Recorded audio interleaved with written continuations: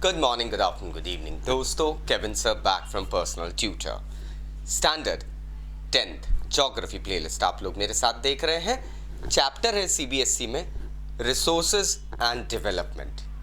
दोस्तों, टॉपिक जो आज हम डिस्कस करने वाले हैं दैट इज सस्टेनेबल डेवलपमेंट। सुनते आए हैं इस टॉपिक को हम लोग 8th स्टैंडर्ड से, 9th स्टैंडर्ड, 10th स्टैंडर्ड।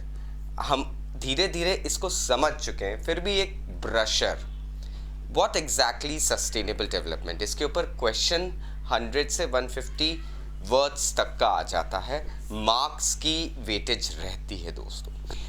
सबसे पहले अगर आपको इसका आंसर फ्रेम करना है, so remember one thing, sustainable development is always in relation to usages and exhaustion of something. We know that resources are something जो हम humans हमेशा ग्रैब करते हैं। हम humans resources को हमेशा प्रोक्योर करते हैं, उनको यूटिलाइज करते हैं। किस चीज़ के लिए? हमारे यूजेज के लिए। हम अपने नीड्स को फुलफिल करने के लिए रिसोर्सेज को एग्जॉस्ट करते हैं। Now what actually happens is, exploit कह सकते हैं उस वर्ड को, रिसोर्सेज को एक्सप्लॉइट किया जाता है। रिसोर्सेस, कुछ रिसोर्सेस ऐसे हैं जो कि हम लोग सदियों से यूज़ करते आ रहे हैं और सेंचुरीज से उन रिसोर्सेस को यूज़ कर करके हम लोगों ने एक एग्जॉस्शन की कगार पे लाके खड़ा कर दिया है। That means we know that some resources are limited, जो अब खत्म हो सकते हैं या खत्म हो जाएंगे अगले 50 से 100 सालों में। सो ये जो एग्जॉस्शन है वो इन रिसोर्सेज की अनअवेलेबिलिटी उत्पन्न कर देगा।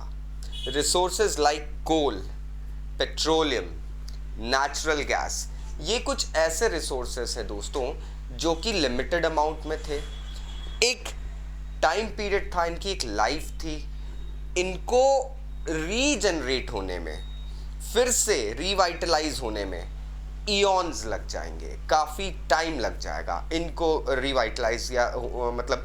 और ये टाइम जो होता है दोस्तों, इसको हम ह्यूमन ईयर्स में नहीं कैलकुलेट कर सकते। इस टाइम को जियोलॉजिकल टाइम्स में कैलकुलेट किया जाता है, मतलब millions and billions of years में। फॉसिल फ्यूल्स वगैरह हैं, ये बहुत सारे कई मिलियन ऑफ ईयर्स की प्रोसेसिंग के बाद रिसोर्सेज बनते हैं। हम लोग इनको मात्र 200-300 साल के अंदर ख़त्म करने की कगार पे ला चुके हैं। सस्टेनेबल डेवलपमेंट का मतलब ये है कि we should remember the needs of the future generations also. ज़रूरी नहीं है, अभी बहुत सारी ऐसी टेक्नोलॉजीज़ है जो हम अभी तक वेल वे में मेंटेन नहीं कर पाए हैं। फॉर एग्जांपल, हम लोग अभी तक वाटर, हाइड्रोजन और ऑक्सीजन की बहुतायत से वाटर जनरेट करना नहीं सीख पाए हैं। सोलर एनर्जी को उतने ज़्यादा तरीके से हार्नेस करने की चीप कॉस्टिंग या टेक्नोलॉजी हमारे पास नहीं आई है। विंड एनर्जी जैसे होता है वो सब भी हमारे पास चीप रिसोर्सेज नहीं आए हैं, चीप टेक्नोलॉजी नहीं आई है। ह्यूमन जनरेशन्स को आज की डेट में रिसोर्सेज को इस तरीके से यूज़ करना चाहिए कि इन्वायरमेंट को डैमेज नहीं हो। ये एक और पॉइंट आता है इसके अंदर। सम रिसोर्सेज जैसे फॉसिल फ्यूल्स बर्न करते हैं हम लोग, तो इन्वायरमेंटल डैमेज हो रहा है, पृथ्वी पे बहुत ज़्यादा असर हो रहा है, बहुत ज़्यादा इफेक्ट हो रहे हैं। कार्बन की राइज के कारण काफ़ी ज़्यादा हीटिंग हो रही है, ग्रीन हाउस इफेक्ट बढ़ रहा है। अर्थ के कई सारे ग्लेशियर्स रिट्रीव हो चुके हैं वापस अपने अपने जगहों पे। काफ़ी सारा लाइक वाटर लेवल समुद्रों में बढ़ चुका है। अगले 50 से 100 सालों में कोस्टल सिटीज़ के डूबने की आशंका, and all sort of things.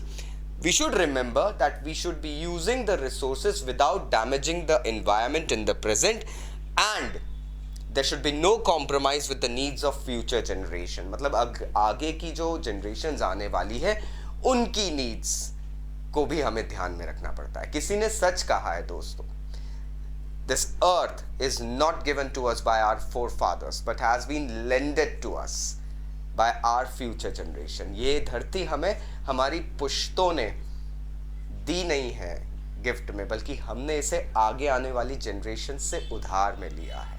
I hope अब आपको टॉपिक बहुत अच्छे से समझ में आ गया होगा। What is sustainable development. Still अगर कोई डाउट्स है तो नीचे कमेंट बॉक्स से कमेंट जरूर करना। Thank you very much, bye bye.